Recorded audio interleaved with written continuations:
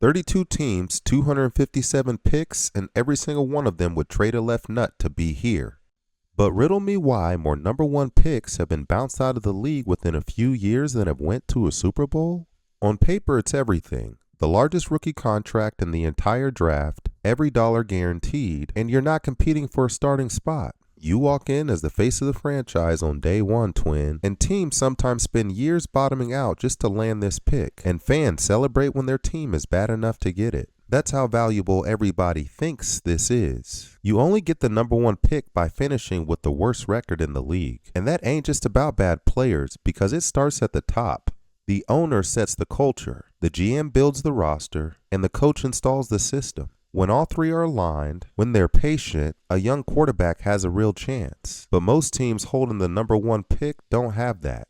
What they have is a revolving door. New coach every 2 years, new GM every 3, and new system every offseason. No strategy, no patience, just pressure. And now you're taking the most hyped rookie in the country and dropping him in the middle of all that alone?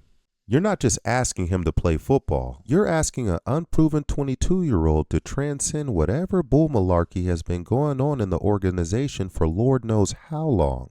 In 2007, the Raiders held the number one pick and used it on JaMarcus Russell, a quarterback out of LSU who looked like he was built in a lab. The size, the arm, the highlights, every scout in the league had him rated as a generational talent. Oakland ended up giving him the largest rookie contract in NFL history at the time, 36 M&Ms, fully guaranteed. He finished his career with more interceptions than touchdown passes, and a completion rate lower than most backup quarterbacks today. 3 years after being drafted, he was gone with the wind. But here's the part everybody sleeps on. The Raiders had to be one of the most tweaked out organizations in football. Ownership disconnected from the front office, constant coaching changes, and no stable system built around him at any point. Russell didn't just fail, he was set up too. But here's where it gets raw, no rubber ducky, because fans don't always get to peek behind the curtains. The guaranteed money doesn't just disappear when a player busts his load and is oversold. It becomes dead money.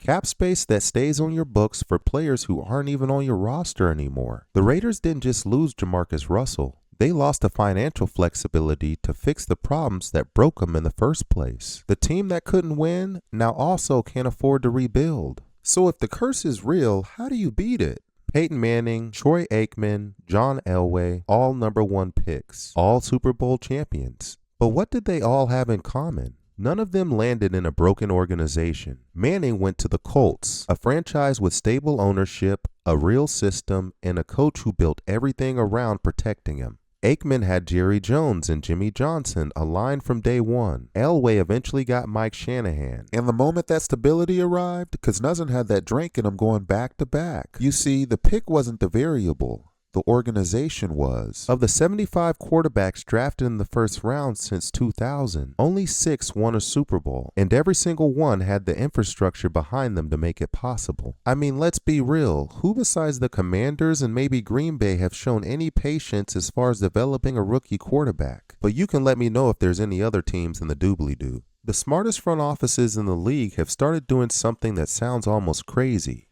They trade down from the number one pick on purpose. They collect extra picks and spread the risk, allowing someone else to inherit that pressure. Think about it, the most coveted pick in sports and the winning move might be giving it away. Because the number one pick isn't a reward for the player. The player gets a spotlight and the team gets a rectal exam, and most of them fail before the rookie ever takes a snap. 32 teams, 257 picks, and every single one of them would trade everything to be here.